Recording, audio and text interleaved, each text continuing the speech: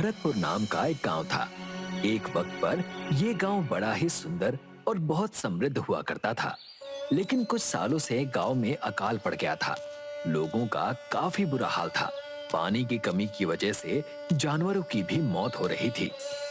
लेकिन गांव का शरारती लड़का रोहन अपनी भेड़ बकरियों को पानी पिलाने नदी पर लाया था। लेकिन रोहन अपनी शरारत में व्यस्त था।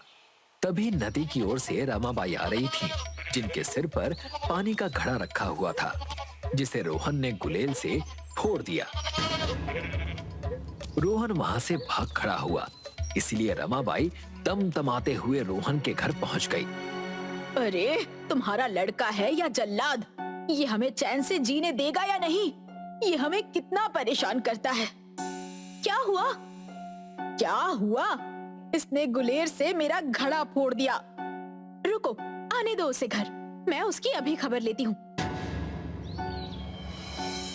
जब रोहन घर आया तो माँ ने उसकी अच्छी खातिरदारी की। क्यों रे? हमें जीने देगा कि नहीं? तुझे कितना समझाया कि लोगों को परेशान मत कर, फिर भी मानता ही नहीं है। दादी ने माँ बेटे के बीच में आकर रोहन को माँ से और ज्यादा मार खाने से बचा लिया। अरे बस कर, बच्चे की जान लेगी क्या? शरारत अभी नहीं करेगा तो कब करेगा? बस ये आपके लाड प्यार से बिगड़ गया है। हाँ हाँ, बड़ी आई बोलने वाली। चल जा, अपना काम कर। गांव में पानी की कमी है, इसलिए तो सभी लोग परेशान हैं। तू ऐसा करेगा तो लोग और ज्यादा परेशान होंगे, है कि नहीं? जी दादी। दादी, लेकिन गांव में पानी की कमी क्यों है? लोगों की वजह से। लोगों ने पानी का इस्तेमाल संभल कर नहीं किया। गांव का कचरा गांव की नदी में डाला। पेड़ काटे तो बारिश ना हुई, इसलिए ये हाल है। एक जमाना था, तब अपने गांव में बड़ी सी चांदी की नदी बहा करती थी। चांदी की नदी? हाँ, चांदी की नदी। हाँ, चांदी की नदी। भरतपुर गांव की नदी इतनी साफ सुथरी थी कि मानो उसका पानी बहते चांदी जैसा दिखता था। उसमें चांदी के पत्थर भी मिला करते थे। अरे देखो, मुझे चांदी का पत्थर मिला है। अरे वाह, ये तो आपको बड़ा पत्थर मिला। मैं तो अब बड़ा सा घर बनाऊंगा। रुको, मैं भी ढूंढता हूँ। भरतपुर के लोग नदी में मिलने वाले चांदी के पत्थर बेचकर अमीर बन गए थे। वहाँ के लोग सुख और शांति से अपनी जिंदगी जी रहे थे। लेकिन अब नदी खराब होने से सारे चांदी के पत्थर गायब हो गए।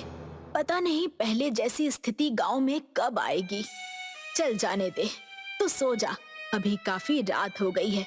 कुछ दिनों बाद मुश्किलें और भी बढ़ गई। नदी सूख गई, जानवर अब ज्यादा तादाद में मरने लगे। रोहन की पसंदीदा बकरी मीरा भी पानी की कमी की वजह से मर गई। अपनी पसंदीदा बकरी को खोने के बाद रोहन बड़ा ही दुखी था। अपनी भेड़ बकरियों को चराने के लिए रोहन को अब दूर जंगल में जाना पड़ता था और रोहन मीरा के बच्चे के साथ खेलता था। रोहन ने उसका नाम शीलू रखा था। उसे सहलाते हुए रोहन कहने लगा, दुखी ना हो शीलू, तेरी मम्मी को तो ना बचा पाया, लेकिन तुझे कुछ नहीं होने दूंगा। जब रोहन ने पानी पीने के लिए शीलू को हाथ से नीचे उतारा। शीलू, शीलू, अरे कहाँ जा रहा है?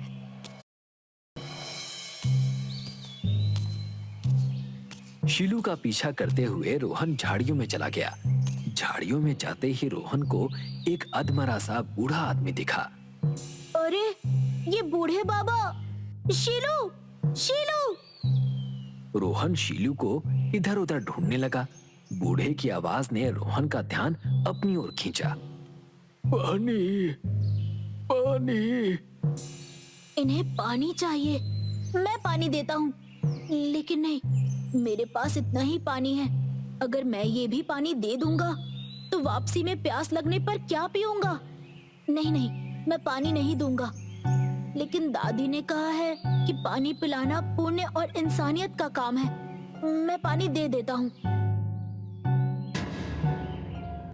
जैसे ही रोहन ने बूढ़े आदमी को पानी पिलाया, बूढ़ा मानो फिर तंदुरुस्त होकर खड़ा हो गया।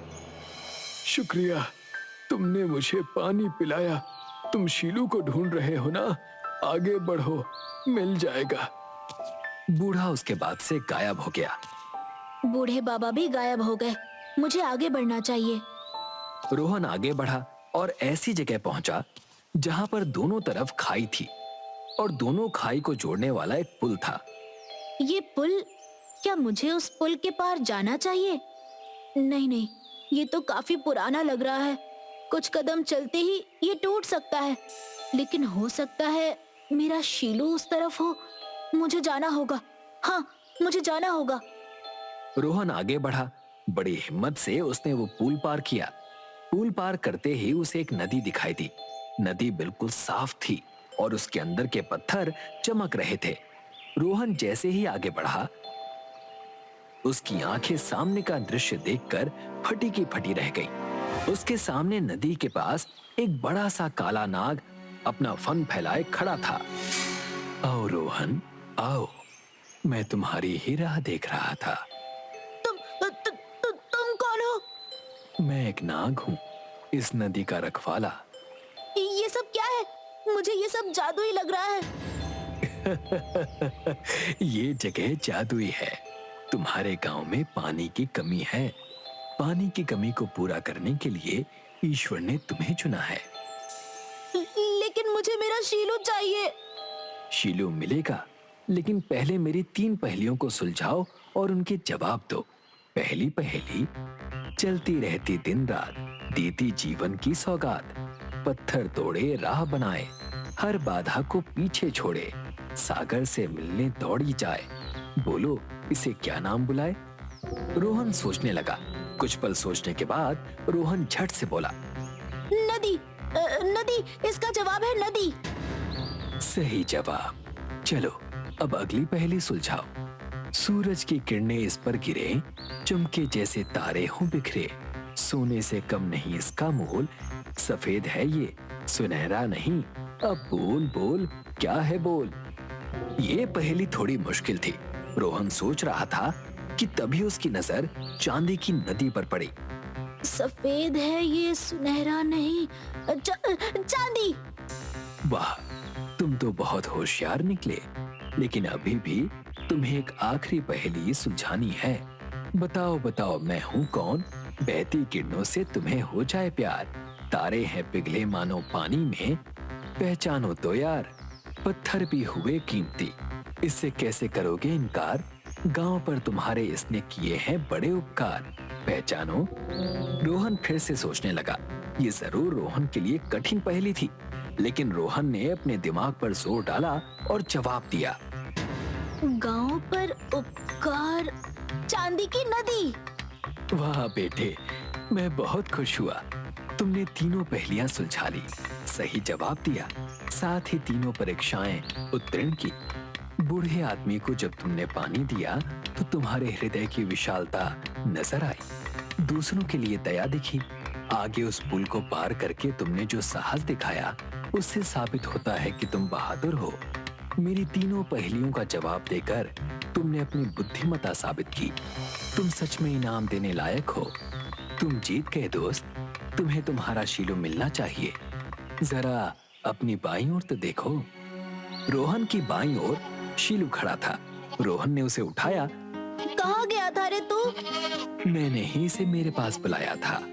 पर क्यों? क्योंकि तुम्हें इस चांदी की नदी का पानी देना था। इसे ले जाओ, तुम्हारे गांव को इसकी जरूरत है। इसे पानी की बोतल में भरो, इसे ले जाकर तुम्हारी नदी में डालो। तुम्हारे गांव का अकाल खत्म हो जाएगा। लेकिन एक बात का ध्यान रखना, अपने गांव की नदी की कद्र करो। गांव के पेड़ ना काटो, गांव को हरा भरा करो। जाओ, इस बोतल के पानी को ले जाकर अपने गांव की नदी में डाल दो। गांव की खुशहाली फिर से लौट आएगी। जाओ, खुश रहो। रोहन ने अपनी बोतल में चांदी की नदी का पानी भरा और नाग को प्रणाम किया। तुम्हें पीछे जो झाड़ियां दिख रही हैं, उसके पार चले जाओ। रोहन उन झाड़ियों में गया तो सीधे उसी जंगल में आया जहां से शीलू के पीछे भागा था। रोहन अपने गांव की नदी के पास पहुंचता है। नाग देवता ने कहा था कि इस बोतल का पानी नदी में डाल दो। रोहन ने बोतल का पानी नदी में डाला तो अचानक नदी की जमीन से पानी फूटने लगा। नदी अब बिल्कुल साफ पानी के साथ लबालब होकर बहने लगी। रोहन खुशी से फूला ना समा रहा था। वाह, इतना सारा पानी! ये कैसा जादू है? मजा आ गया। मुझे जाकर गांव वालों को बताना चाहिए। रोहन ने गांव वालों को इस चमत्कार के बारे में सब बताया तो गांव वाले नदी के पास इकट्ठा हुए। चांदी की बहती हुई नदी देखकर सब खुश हो गए। वाह रे रोहन, तूने तो कमाल ही कर दिया। दीदी, कमाल नहीं, रोहन ने गांव को कमाल धमाल और माला माल कर दिया। रामदास, आप सही कह रहे हैं। गांव की खोई हुई सुख शांति और खुशहाली रोहन की वजह से वापस आई है।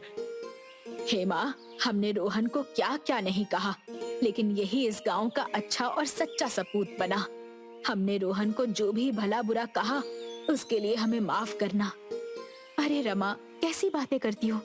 इसने जो गलतियां की हैं उसके लिए इसे डांट तो पड़नी ही चाहिए थी, लेकिन हाँ, जो उस नाग देवता ने हमसे कहा है उसका हमें पालन भी करना चाहिए। हाँ, आज से हम इस नदी का ख्याल रखेंगे, इसमें कभी भी कचरा नहीं डालेंगे और गांव में खूब पेड़ पौधे लगाएंगे और जो पहले से पेड़ पौधे हैं उनकी देखभाल करेंगे। रोहन ने काफी शरारत की है, काफी गलतियां भी की हैं, लेकिन उसी की वजह से आज हमें अपनी गलतियों का एहसास हुआ है। रोहन सच्चा सोना है।